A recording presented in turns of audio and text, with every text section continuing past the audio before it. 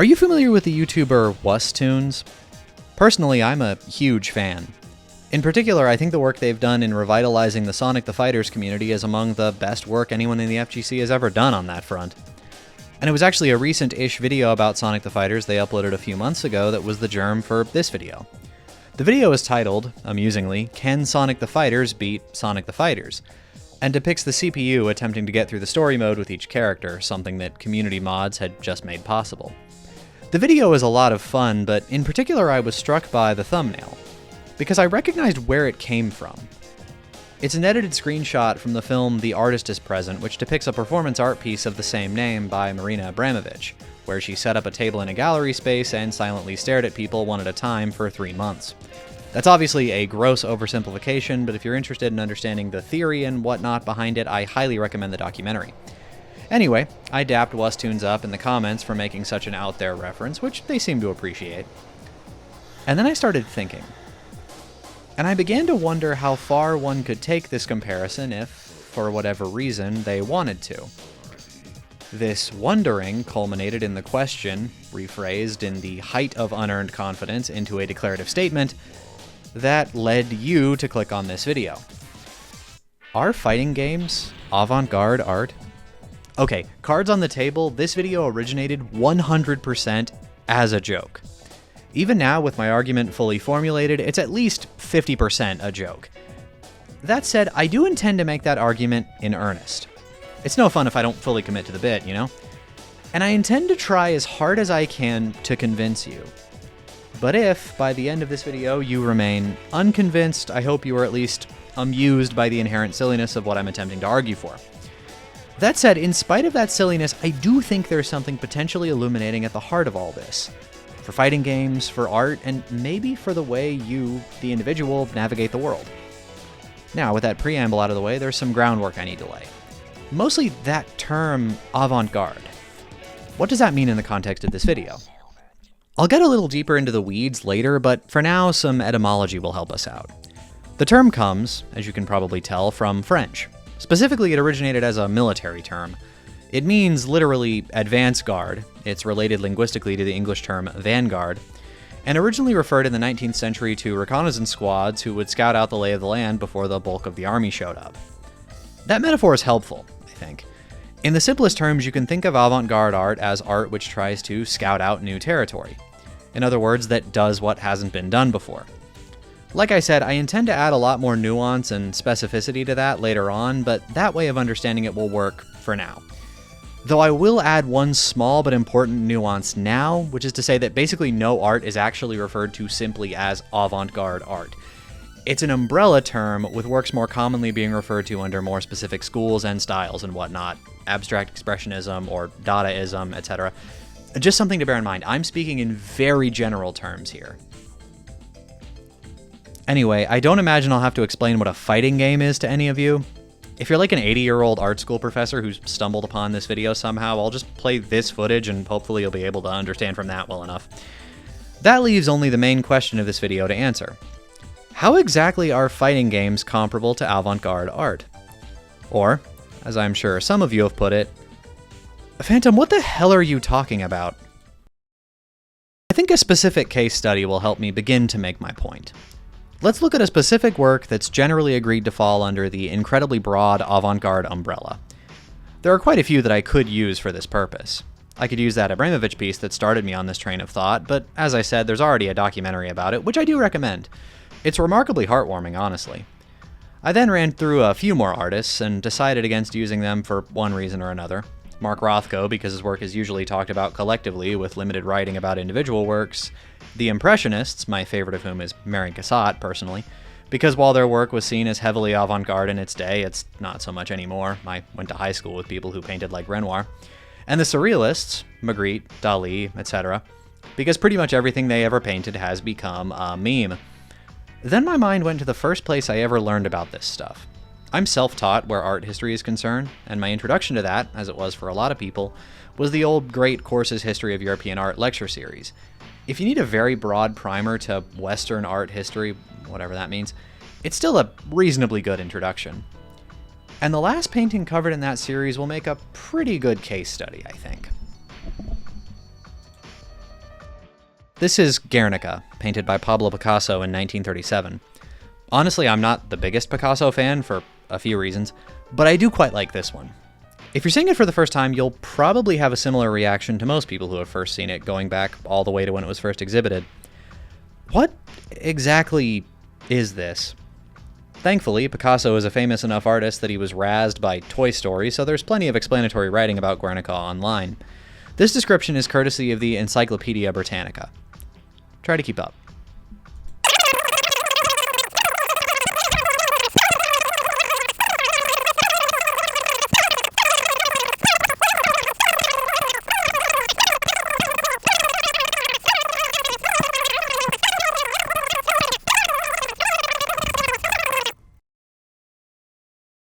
Did you get all that? Of course not, I'm just busting your chops. I didn't intend for you to get any of that. Except, that is, for the 4 words I said before I started reading from that article. Try to keep up. Because on those 4 words rest much of the argument I'm making today. Let's return to Guernica, but this time I won't just read directly from something else.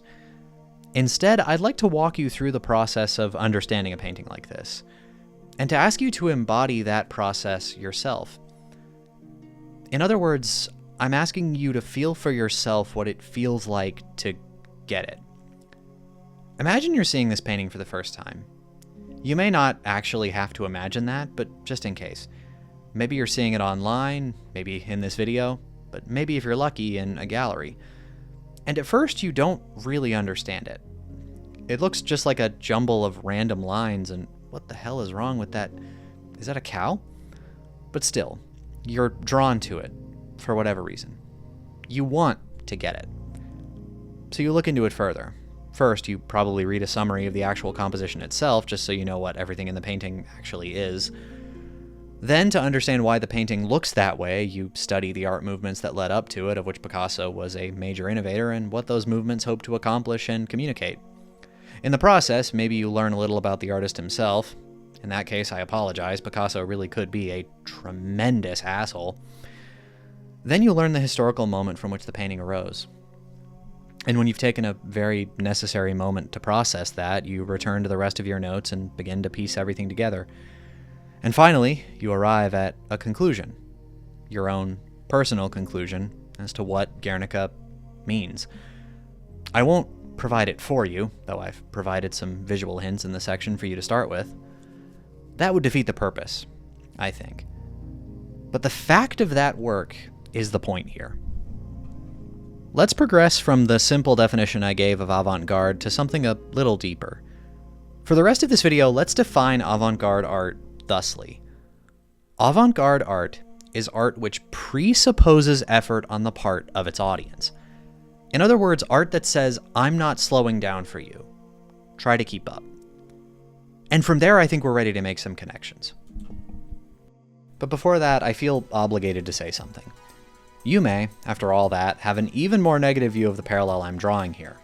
In fact, with the context behind Guernica itself, you may think of this video as actively disrespectful. That's an understandable reaction, but if you'll permit me, I'd like to explain myself. For one, I'm drawing this parallel to understanding Guernica, not to painting it. Overwhelmingly, the audience for the painting today, thankfully, don't live in the brutal circumstances that led to its creation. Modern Spaniards certainly don't, which was actually a condition from Picasso before the painting was allowed to be permanently displayed in Spain.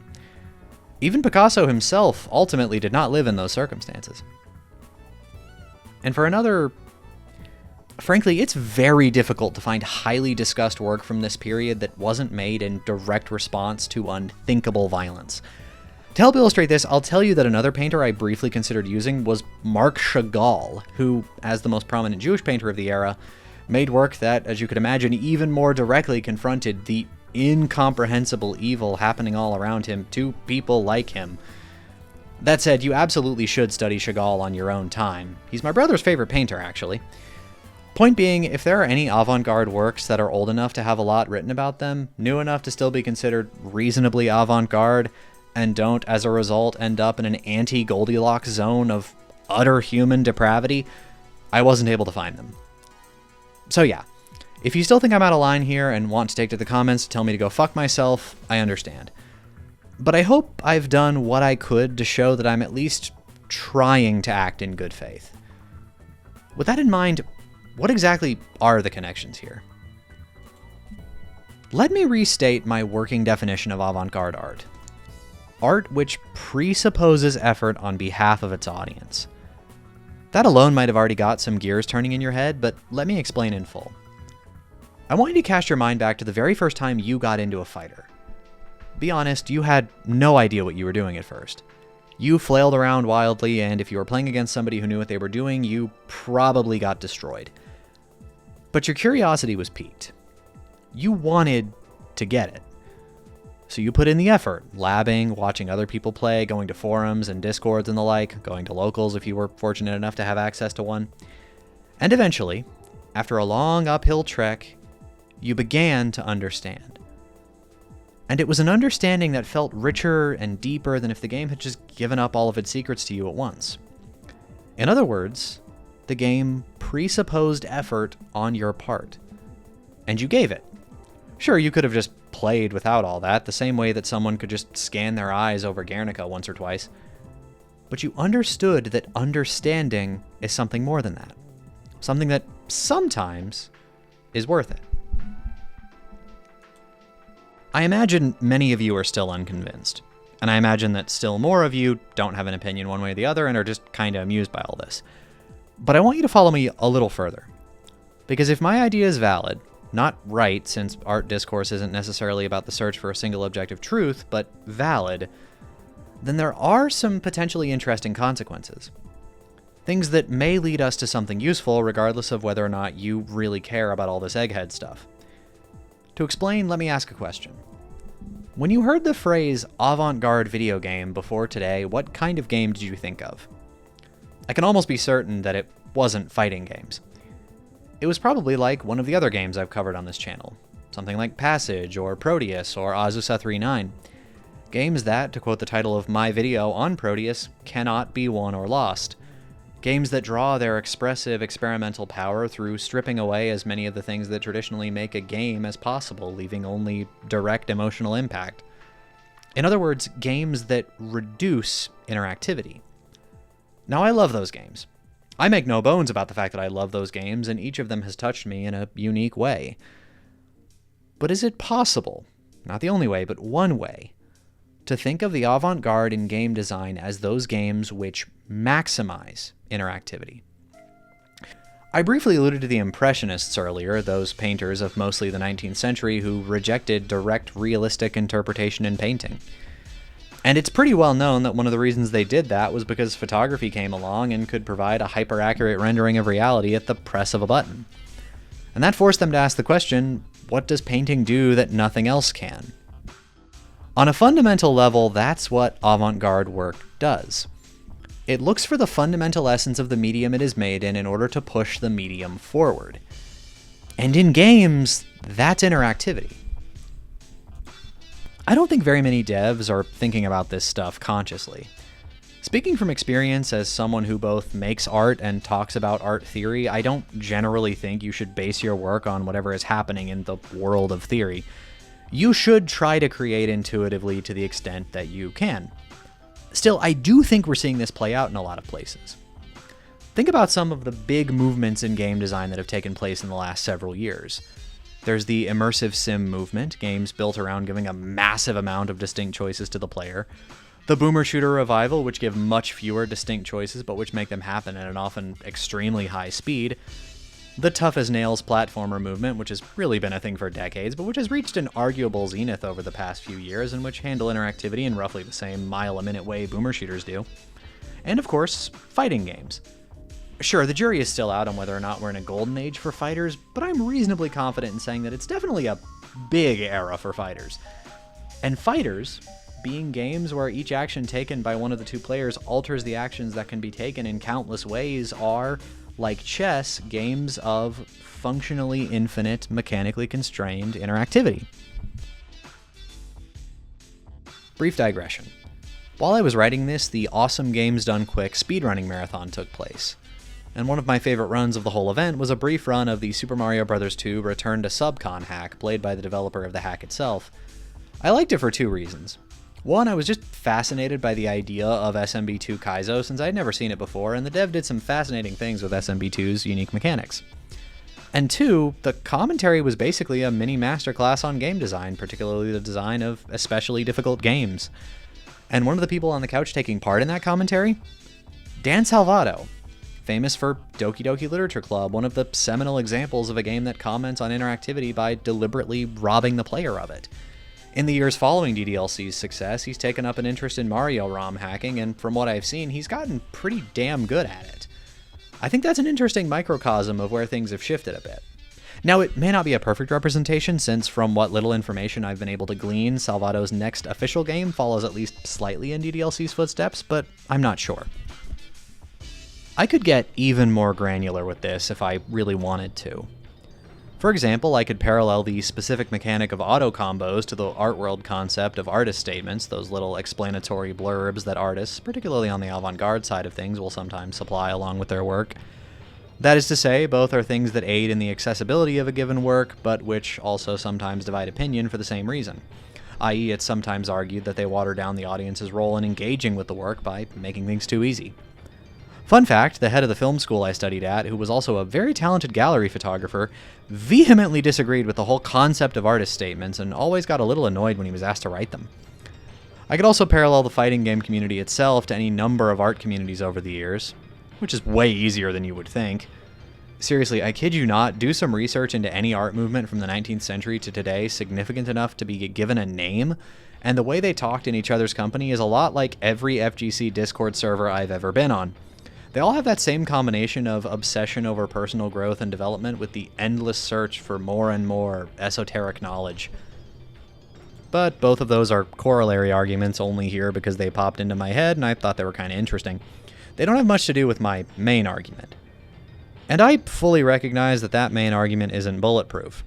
For one, it's so inherently broad that you could probably make whatever connection you wanted to this way if you tried hard enough. Very The Curtains Were Blue, if you know that meme. For another, it's kind of hard to make the argument that fighting games are avant-garde and forward-thinking when fighting games as a genre are several years older than me, and probably older than many of you as well. I'll address that second objection first. Historically, using ideas from the past to advance a medium in the present has plenty of precedent. That's basically the entirety of what the pre-Raphaelites did, and hell, Picasso often drew from forms of folk art which were not modern by any means, including literal cave paintings from tens of thousands of years ago. As for that first objection, well, honestly, you're absolutely right. But for me, it's not a bug, it's a feature. In fact, it was a different, big, weird connection, one that occurred to me pretty much out of nowhere, that was partly the genesis of this video. So, I'm learning to draw. And when I say I'm learning to draw, I mean I'm learning to draw from the absolute beginning, like how to draw a straight line beginning. I've been doing some exercises on a site called Drawbox, which involve just drawing various lines and planes and ellipses over and over again to build up confidence and consistency. And in doing this, I realized something. Whenever I draw a good line, which I'll admit happens fairly rarely at this early stage, it feels a lot like hitting a combo in a fighting game. And then I realized that many other things in my life feel that way. I mentioned earlier that I went to film school. And unlike a lot of undergraduate film schools, there was a heavy focus on both production and theory. The theory stuff back then was always very hard for me. I don't know if you've ever read any academic film scholarship, but it can be extremely dense. Go try and read Laura Mulvey's essay Visual Pleasure in Narrative Cinema if you want a glimpse of what I'm talking about. But one of my professors would always say, and I'm paraphrasing, "It's difficult now, but if you can commit yourself consistently to trying to understand it, you will understand it one day. And it'll surprise you when you do." Well, I didn't read any theory for a long time after college. I was sick of it, honestly. But a while ago, I cracked open a book of film theory, Paul Schrader's Transcendental Style in Film, if you're curious. And yeah, all at once, I got it. And it felt a lot like hitting a combo or drawing a clean line. All this leads to a potentially very powerful idea, one with genuinely meaningful consequences, even if you don't care about all the art stuff. The consequence of being able to see a visit to an art gallery is not altogether unlike time spent in training room. That consequence is this. Maybe all effort in the service of understanding leads ultimately to the same place. Maybe I'm able to hit combos and draw lines and understand film theory well because of all that effort cumulatively, not just the effort towards those subjects themselves. Sure, inevitably the more specific effort obviously has more specific consequences, but seemingly everything I commit myself to has a knock-on effect on something else I commit myself to. And here's the really nice part. If that's true, then maybe it's also true that no effort ever can truly be wasted. I leave you with that to think about. Thanks for watching. I promise my next video will be at least a little more down to earth, but when this idea came into my head, I knew I had to do something with it. Until next time. Actually, you know what? After writing this and thinking about it a little bit, another idea came into my head. But I'm not sure where to fit it earlier in the video, so I've decided to put it here.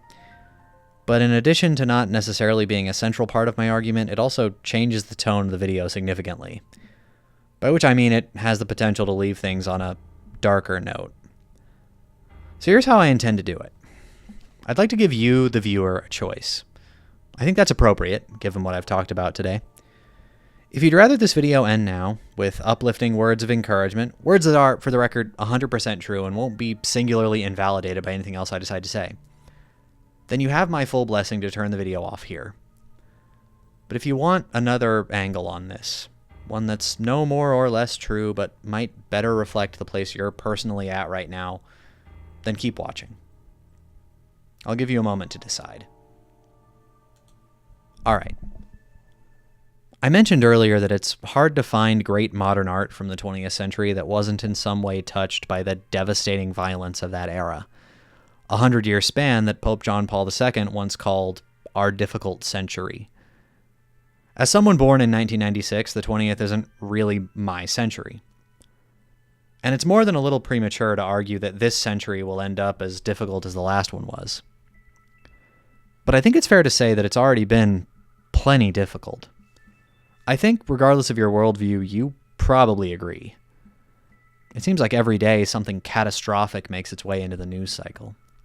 As I write this, my country is in the middle of another of those events, one that I genuinely wonder may mark the moment when, in the words of Yeats, the center cannot hold. But I have no idea whether it will or not. You never know. That's what it means to live through what will one day be history. Often it feels like standing in a hurricane. You have no control over where you get tossed or how hard. And I genuinely think that might be something that, to some extent, undergirds the shift toward extreme difficulty and high skill ceilings at the forefront of game design, which has corresponded roughly with the relative calm of the 2010s cascading into the chaos of the 2020s, a decade which opened with a literal global pandemic. Not just because demanding games are fun, though they are, but because they're a way to seize your agency in a world dead set on taking that from you. To say, forcefully, that you are a human being, capable of surmounting that which is there to be surmounted. And in the case of fighting games, to find other people who share that conviction and be human beings together. I don't expect you to always have that in your head when you're doing your daily grind or whatever. Sometimes you really do just need to put your shoulder to the wheel and not think about it too much. But I hope, when things get really tough, either in the game or out of it, you remember this idea. And I hope it helps you carry yourself where you need to be. So, for real this time, thanks for watching. See you later.